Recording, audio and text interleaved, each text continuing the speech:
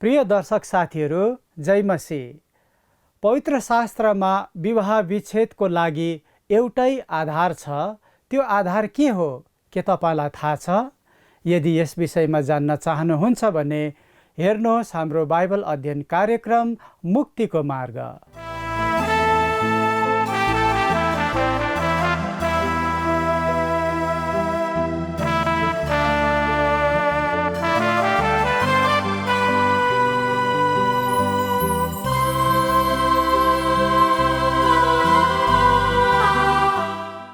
प्रिय दर्शक साथीहरू, जय मसीह। हाम्रो अध्ययनले हामीलाई आज मर्कुस रचित सुसमाचार 10 अध्यायमा ल्याइ पुर्याएको छ।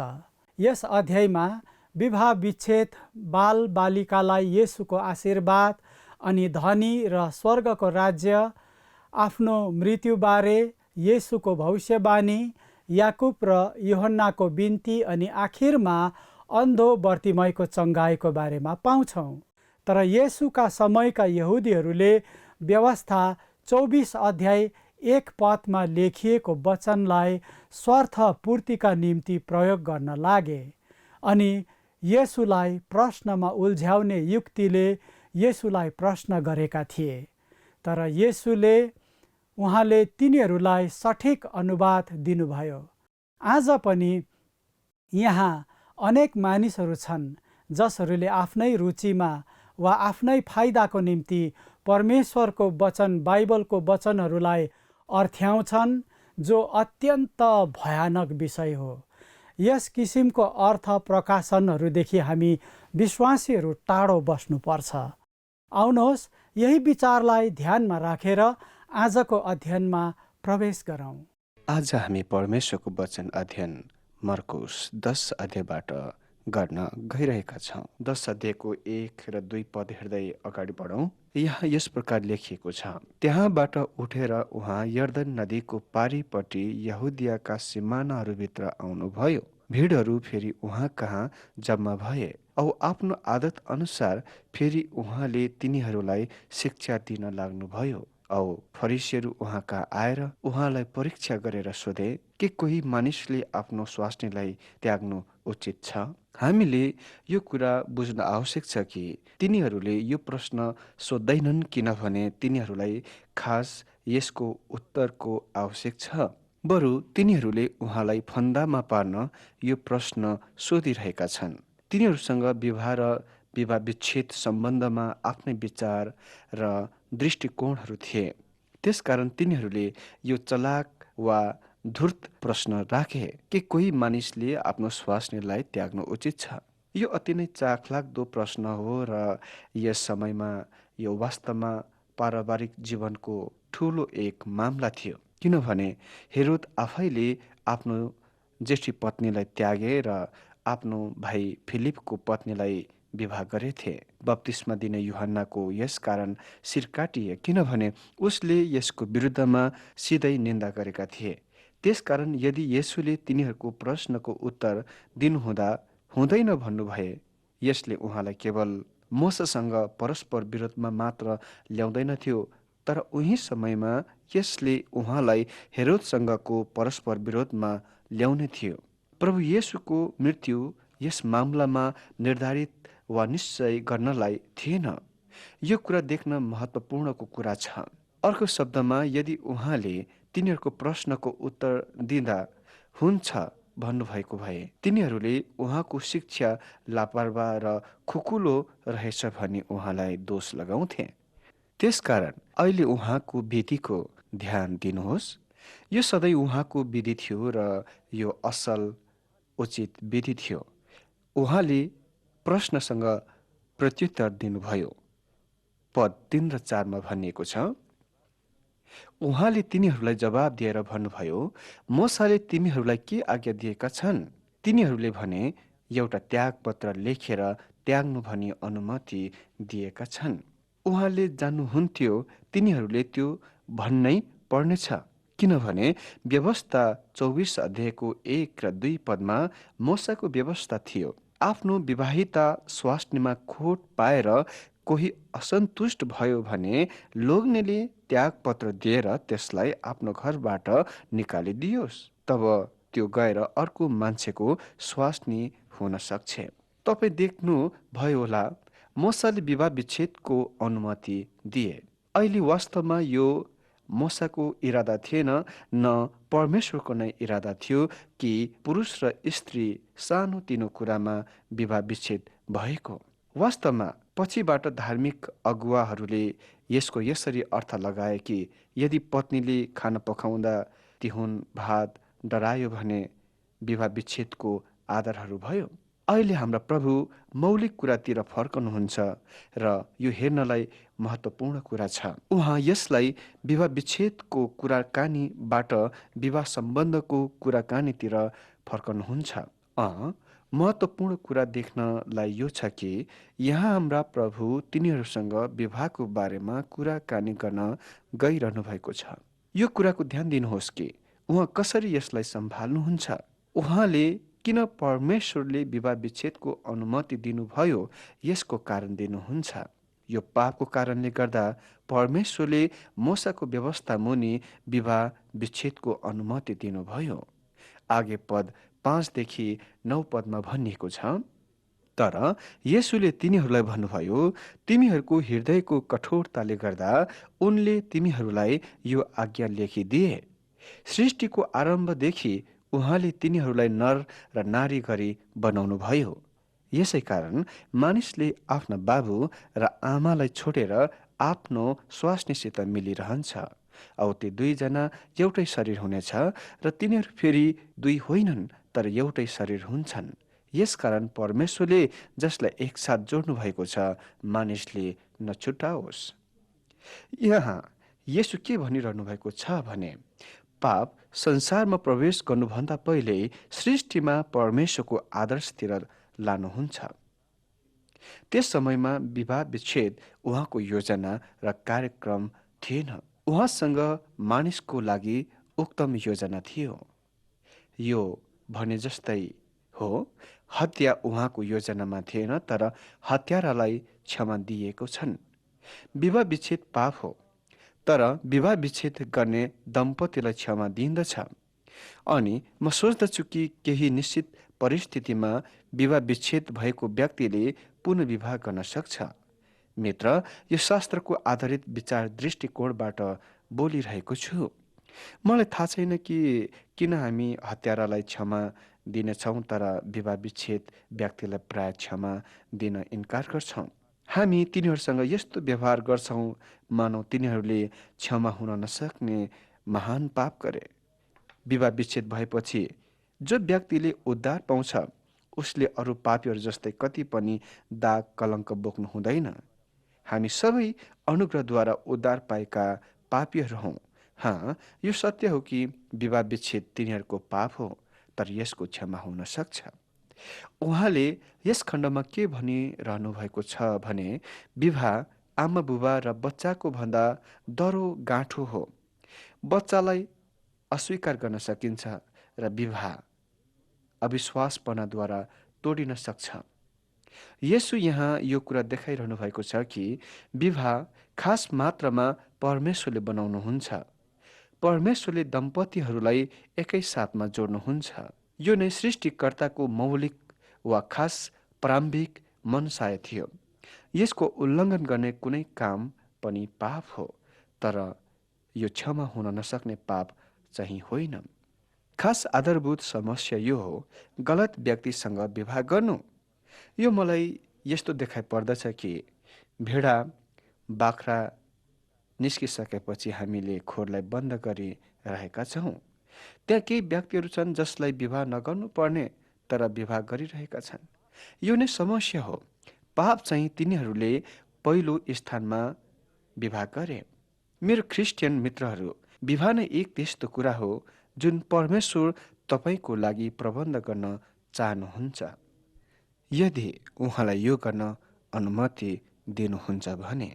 आगे पद 10देखि 12मा भनिएको छ, औ घरमा चेलाहरूले फेरि यस विषयमा उहाँसँग सोधे। उहाँले तिनीहरूले भन्नुभयो, जसले आफ्नी स्वास्नीलाई त्याग गरेर अर्कोसित विवाह गर्ला त्यसले त्यसको विरुद्ध व्यभिचार गर्दछ। औ त्यो आफैले आफ्ना लोग्नेलाई त्यागेर अर्कोसित विवाह गर्दछ भने त त्यसले नै व्यभिचार गर्दछ। शास्त्रमा विवाह विच्छेदको बारेमा पाइएको यो अति नै गहकिलो कथन हो। यसको कसरी अर्थ खुलाउनु? विवाह विच्छेदमा आधारित सम्पूर्ण शास्त्रहरूलाई एकत्र भेला गराएर उचित मामलामा प्रवेशभन्दा पहिले विचार गरिनु पर्दछ। यही दृष्टान्तको उल्लेख गर्ने मत्तीको पुस्तकले भन्दछ कि व्यभिचार विवाह विच्छेदको लागि आधार हो। किन मर्कुसले यो कुरा यहाँ छोडे? मर्कुसले रोमीहरूलाई लेखिरहेका थिए जसले मूसाको व्यवस्थाको बारेमा जान्दैनथे। मत्तीले इस्राएलीहरूको लागि लेखिरहेका थिए जससँग व्यवस्था थियो र विवाह विच्छेदको मूसाको व्यवस्था जानेका थिए।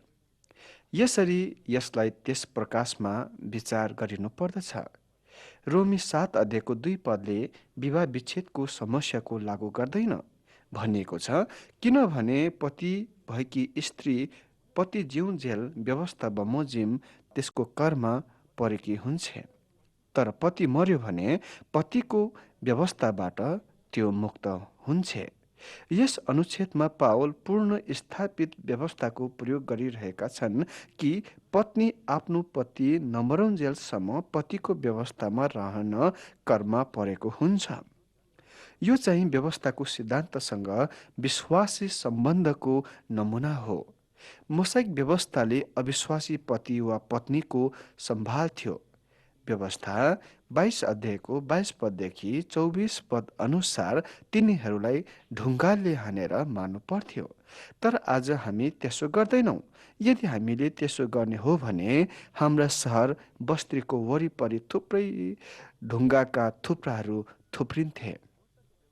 मूसाको व्यवस्था अनुसार पति वा पत्नी जो व्यभिचारको दोषी छ तिनलाई अर्को जोडाद्वारा वा पति वा पत्नीद्वारा मरे तुल्य व्यवहार गर्न सक्छन्। शास्त्रले विवाह विच्छेदको लागि एउटै आधार दिन्छ, त्यो हो अविश्वासपन। आपसमा निर्दोष पार्टी विवाह गर्न स्वतन्त्र छ। यो शास्त्रीय आधारित कुरा हो। यो विवाह विच्छेद र साना बालकहरूलाई आशिष दिने सम्बन्धको कुराकानी दुवै मत्ती र मर्कुसद्वारा सँगै ल्याइएको छ। मलाई यस्तो देखाइ पर्दछ कि परमेश्वरको आत्मा यहाँ हामीलाई केही भन्न कोसिस गरिरहनु भएको छ।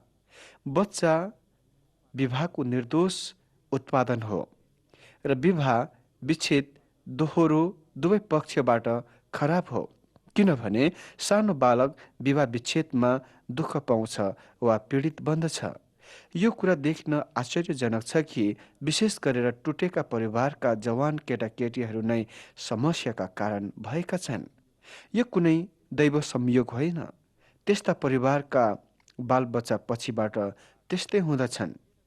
आगे पद 13 देखि 16 पदमा भनिएको छ, मानिसहरूले ससाना केटाकेटीहरूलाई उहाँले तिनीहरूलाई छोइदिउन् भन्ने खातिरले उहाँ कहाँ ल्याए, तर चेलाहरूले तिनीहरूलाई हकारे।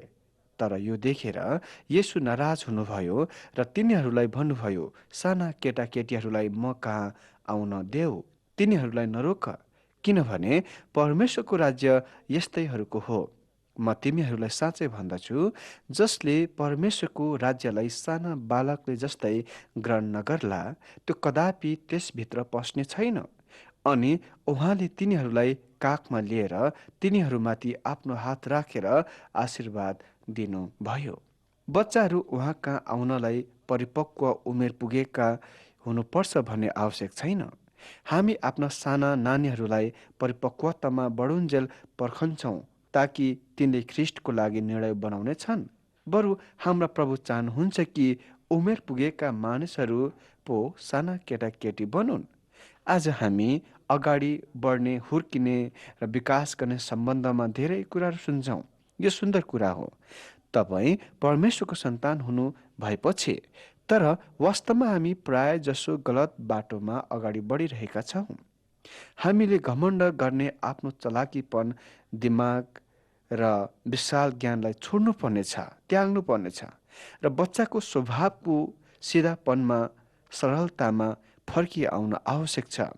अर्थात् बच्चाको जस्तो विश्वास र ख्रिस्टमा भरोसाको स्वभाव हुन आवश्यक छ। हाम्रो प्रभुले बालकहरूलाई आफ्ना काखमा लिनुभयो र आफ्नो हात शिरमा राखिदिनु भएर आशिष दिनुभयो। मित्र, उहाँले कहिले पनि कसैलाई त्यसरी आफ्नो काखमा लिनुभएको छैन। उहाँले सानो बालकहरूलाई काखमा लिनुभयो किनभने तिनीहरू नै एक हुन् जसलाई उहाँ ग्रहण गर्नुहुन्छ। जब तिनीहरू बालकैमा मर्छन्, तिनीहरूको उत्तरदायित्वको उमेरभन्दा पहिले तिनीहरू उहाँसँग रहनलाई उहाँ कहाँ सिधै जानेछन्। यो कुरा म विश्वास गर्दछु। पद 17 र 18मा भनिएको छ, उहाँ बाटोमा जाँदै गर्नुहुँदा एकजनाले दौडेर आई उहाँको सामु घुँडा टेकेर उहाँलाई सोध्यो, हे उक्तम गुरु, अनन्त जीवनको हकदार हुनलाई मैले के गर्नु पर्दछ? येशूले त्यसलाई भन्नुभयो, तिमी किन मलाई उक्तम भन्दछौ? एक अर्थात् परमेश्वर बाहेक अरू कोही उक्तम छैन। यो अति नै ठुलो भौतिकवादको दिनमा यो धनी जवान शासक र धन सम्पत्तिको बारेमा हाम्रो प्रभु येशूको शिक्षा निश्चय नै धेरै लागू छ। मतीले हामीलाई भन्छ कि यो शासक जवान थिए र यो मूसाको व्यवस्था मुनि हुने व्यक्तिको लागि साधारण प्रश्न थियो। तिनी मूसाको व्यवस्था प्रणाली मुनि थिए र अनन्त जीवनको हकदार हुनलाई के गर्नुपर्छ भनी सोधिरहेका छन्। येशूले यस जवान व्यक्तिलाई सोच्न लगाउन कोसिस गरिरहनु भएको छ। किन तिनले येशूलाई उक्तम भनेर सम्बोधन गर्छन्? अनि त्यहाँ उक्तम एकैजना हुनुहुन्छ अनि उहाँ परमेश्वर हुनुहुन्छ। यदि तिनले येशूलाई उक्तम भनिरहेका छन् भने येशू निश्चय नै परमेश्वर हुनुहुन्छ। अनि यो कुराको ध्यान दिनुहोस् कि येशूले त्यस जवान व्यक्तिलाई आज्ञाहरू दिनुहुन्छ जुन 10 आज्ञाको दोस्रो खण्डमा पर्दछन्। पद 19 र 20मा भनिएको छ, तिमी आज्ञाहरू त जान्दछौ, हत्या नगर्नु, व्यभिचार नगर्नु, नचोर्नु, झुटा गवाही नदिनु, नठग्नु, आफ्ना बाबु र आमालाई आदर गर्नु। अनि त्यसले उहाँलाई भन्यो, गुरुज्यू, यी सबै त मैले मेरो बाल्य व्यवस्थादेखि नै पालन गरेकै छु। बाल्य अवस्थादेखि नै मैले पालन गरेकै छु। 10 आज्ञाहरूको पहिलो खण्डले परमेश्वर मानिसको सम्बन्धको बताउँछ भने दोस्रो खण्डले मानिससँगको सम्बन्धको बताउँछ। पहिलो खण्डले परमेश्वरसँग मानिसको सम्बन्धको बताउँछ भने दोस्रो खण्डले चाहिँ मानिससँगको सम्बन्धको बताउँछ। हाम्रा प्रभुले परमेश्वरसँग मानिसको सम्बन्धको भन्नु भएन, तर मानिसप्रति उसको सम्बन्धको बारेमा भन्नुभयो। उसले दोस्रो खण्डको भागको स्तरलाई पूरा गर्न सक्यो र भन्यो कि तिनले ती सबै पालन गरे। 21 र 22मा भनिएको छ, येशूले त्यसमाथि नजर गरी त्यसलाई माया गरेर भन्नुभयो, तिमीलाई अझ एउटा कुराको अभाव छ। जाऊ, तिम्रो जे जति छन् बिक्री गर र गरिबहरूलाई देऊ, अनि तिमीले स्वर्गमा सम्पत्ति पाउनेछौ र आएर मेरो पछि लाग। तर यस कुराले त्यसको शिर निहुरियो र त्यो दुखित भएर गइहाल्यो, किनभने त्यो धेरै धन सम्पत्ति भएको मानिस थियो। तिनीसँग एउटा कुराको अभाव छ भने येशूले उसलाई भन्नुभयो, त्यो के थियो? त्यो परमेश्वरसँग उसको सम्बन्ध थियो। उसलाई बाधा दिइरहने कुरा नै उसको धनहरू थिए। उसले येशूलाई उक्तम भने र यदि उसले येशूलाई पछ्याउने छन् भने येशू असल हुनुभएको कारण उहाँ परमेश्वर हुनुहुन्छ भन्ने कुरा थाहा पाउनेछन्। येशूले उसलाई आफ्नो धन सम्पत्तिबाट अलग हुन र आफूलाई पछ्याउनलाई भने। यसले उसलाई कहाँ डोर्यायो? यस बेला प्रभु येशू यो मानिसको पापहरूको निम्ति मर्न पनि आफ्नो बाटोमा हुनुहुन्थ्यो।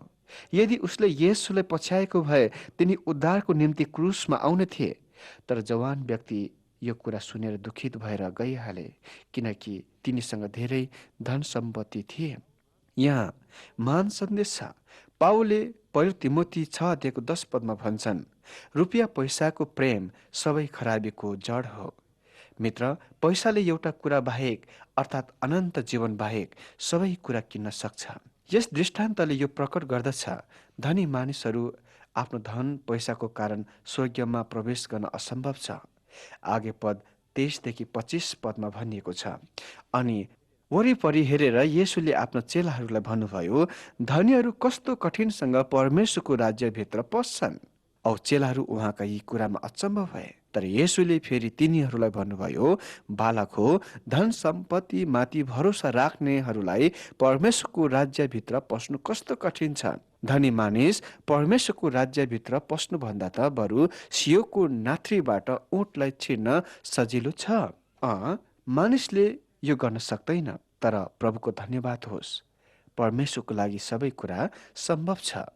पद 26 र 27 मा भनिएको छ, तब को बाँच्न सक्छ भनेर तिनीहरू आपसमा कुरा गर्दै ज्यादै अचम्म माने। येशूले तिनीहरूमाथि नजर गरी भन्नुभयो, मानिसहरूलाई यो असम्भव छ, तर परमेश्वरलाई त होइन, किनकि परमेश्वरलाई सबै सम्भव हुन्छ। यहाँ मानिसले यो गर्न सक्दैन, तर येशूले गर्न सक्नुहुन्छ। येशूले यस जवान व्यक्तिलाई त्यस कुराबाट अलग हुनलाई भन्नुभयो जुन परमेश्वर र तिनको बीच बाधाको रूपमा, अवरोधको रूपमा खडा भएको थियो। यदि उसले येशूलाई पछ्याएको भए तिनले येशू उक्तम हुनुहुन्छ भन्ने कारण उहाँ परमेश्वर हुनुहुन्छ भन्ने कुरा सिक्ने थिए। पद 28 देखि 30 पदमा भनिएको छ, पत्रुसले उहाँलाई भन्न लागे, हेर्नुहोस्, हामीहरूले सबै छोड्यौं र तपाईँको पछि लागेका छौं। येशूले भन्नुभयो, म तिमीहरूलाई साँच्चै भन्दछु, जसले मेरो खातिर र सुसमाचारको खातिर घर कि दाजुभाइ कि दिदीबहिनी कि आमा कि बाबु कि बालबच्चा कि जग्गा जमिन छोड्छ, त्यसले खेदोको साथसाथ 100 गुणा बढ्ता घरहरू र दाजुभाइहरू र दिदीबहिनीहरू र आमाहरू र बालकहरू र जग्गा जमिन अहिले यही समयमा पाउनेछ र आउँदो जगतमा अनन्त जीवन। पत्रुसलाई हपार्नुको सट्टामा येशूले ती व्यक्तिहरूको निम्ति पुरस्कारको प्रतिज्ञा गर्नुभयो, इनामको प्रतिज्ञा गर्नुभयो, जो उहाँको खातिर जीवन बलिदान दिन्छन्। आगे पद 31 मा भनिएको छ, औ धेरै पहिला हुनेहरू पछिल्ला र पछिल्ला हुनेहरूलाई पहिला हुनेछन्। यही नै सिद्धान्त पुरस्कार दिने काममा लागू हुनेछ। पद 32 देखि 34 मा भनिएको छ, अब उहाँहरू यरुसलेमतिर बाटोमा उक्लिरहनु भएको थियो औ येशू तिनीहरूको अघि अघि गइरहनु भएको थियो र तिनीहरू अचम्म भएर उहाँको पछि पछि डराएर हिँड्दै थिए। तब उहाँले 12 जनालाई फेरि एकातिर लगेर आफू माथि परि आउने कुराहरू यसो भन्दै तिनीहरूलाई सुनाउन लाग्नुभयो, हेर, हामी यरुसलेमतिर उक्लिरहेका छौं र मानिसहरूको पुत्र मुख्य पुजारीहरू र शास्त्रीहरू कहाँ सुम्पिनेछ र तिनीहरूले उसलाई मृत्युदण्ड दिनेछन् र अन्य जातिहरू कहाँ सुम्पिदिनेछन् औ तिनीहरूले उसलाई गिल्ला गर्नेछन् र उसलाई थुक्नेछन् र उसलाई कोर्राबाजी गर्नेछन् र उसलाई मार्नेछन् औ 3 दिनपछि ऊ फेरि बिउती उठ्नेछ। यहाँ हामीले देख्यौं कि उहाँको जीवनमा के हुन गइरहेको छ, उहाँको मृत्यु, उहाँको सतावट र उहाँको पुनरुत्थानको बारेमा उहाँ तिनीहरूलाई भन्नुहुन्छ। आगे 35 देखि 38 मा भनिएको छ, जब्दीका 2 छोराहरू याकुब र यूहन्ना उहाँका आएर यसो भने, गुरुज्यू, हामी तपाईसँग जे मागौँला तपाईँले हाम्रा निम्ति गरिदिनुहोला भन्ने हामी इच्छा गर्दछौँ। उहाँले तिनीहरूलाई भन्नुभयो, तिमीहरूका निम्ति म के गरौँ भन्ने तिमीहरूको इच्छा छ। अनि तिनीहरूले उहाँलाई भने, तपाईँको महिमामा हामीमा एकजना तपाईँको दाहिनेपट्टि र अर्को देब्रेपट्टि बस्न पाउने हामीलाई मन्जुरी दिनुहोस्। तर येशूले तिनीहरूलाई भन्नुभयो, तिमीहरू के माग्दछौ त्यो तिमीहरू जान्दैनौ। के जुन कचौरा म पिउँछु त्यो तिमीहरू पिउन सक्छौ, अथवा जुन बप्तिस्मा लिएको छु के त्यो बप्तिस्माले तिमीहरू बप्तिस्मा लिन सक्छौ। आगे 39 र 40 पदमा भनिएको छ, अनि तिनीहरूले उहाँलाई भने, हामी सक्छौं। येशूले तिनीहरूलाई भन्नुभयो, जुन कचौरा म पिउँछु त्यो तिमीहरू पिउनेछौ र जुन बप्तिस्मा मैले लिएको छु त्यो बप्तिस्मा तिमीहरू लिनेछौ। तर मेरो दाहिनेपट्टि र मेरो देब्रेपट्टि बस्न दिनु चाहिँ मैले दिने होइन, यो त जसका निम्ति तयार भइरहेको छ तिनीहरूका निम्ति हो। हामी जान्दछौँ कि याकुब शहीद भए अनि यूहन्नालाई पत्मसको टापुमा देश निकाला गरिएका थिए विश्वासको खातिर। हाम्रा प्रभुले उहाँको दाहिने र देब्रे हातमा तिनीहरूको निम्ति विशेष स्थान छ भनी भन्नु भएन। उहाँले भन्नुभयो, यो स्थान मन परी इच्छा लागेकोलाई कसैलाई त्यसै दिने छैन, तर जसले यसको प्राप्त गर्नेछ त्यस स्थानको निम्ति आफू स्वयंलाई तयार गरिरहेका छन्। मित्र, तपाईँ स्वर्गीय उपहारको रूपमा प्रवेश पाउनुहुन्छ, तर तपाईँको स्वर्गीयमा स्थान चाहिँ तपाईँ त्यसको निम्ति काम गर्नुहुन्छ। यदि तपाईँ उहाँबाट पुरस्कृत हुन गइरहनु भएको छ भने तपाईँ केही नगरी बसी बसी पाउनुहुन्न। तपाईँले यसलाई प्राप्त गर्न काम गर्नुपर्छ।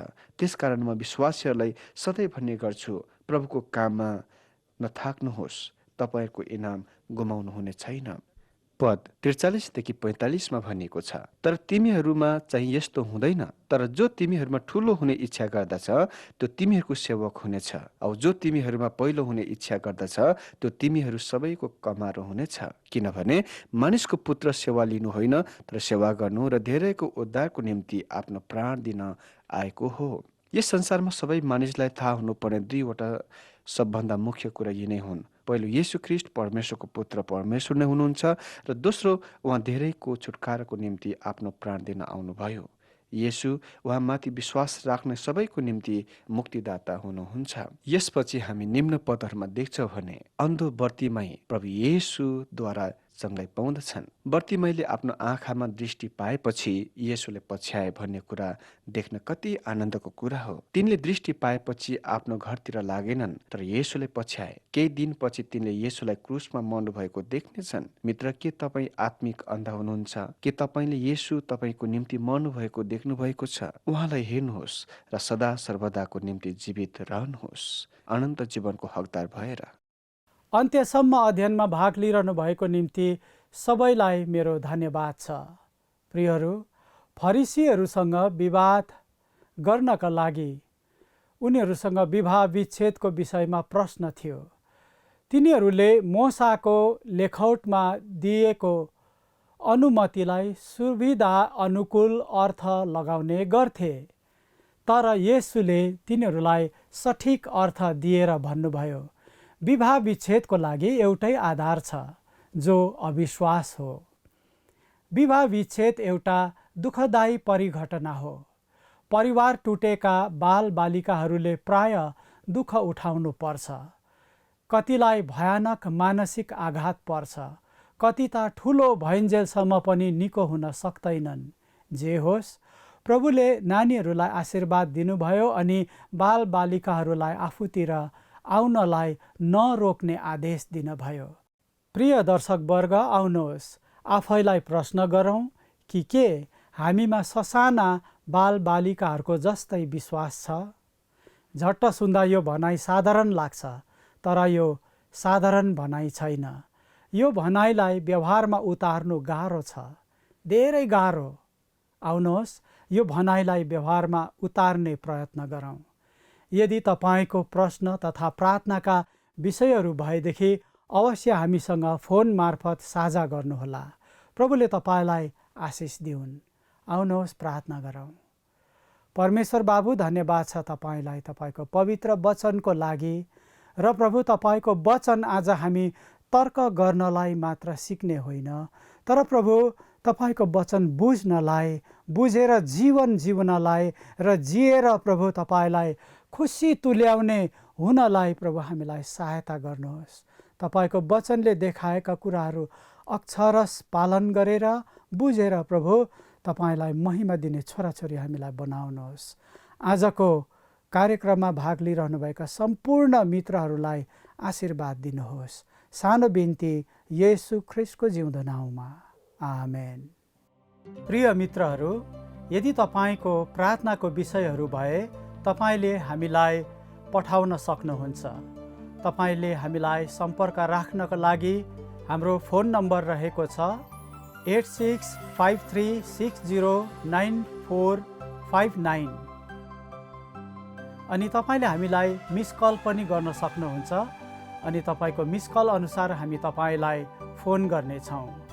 हाम्रो मिस कलको लागि नम्बर छ 04449081269।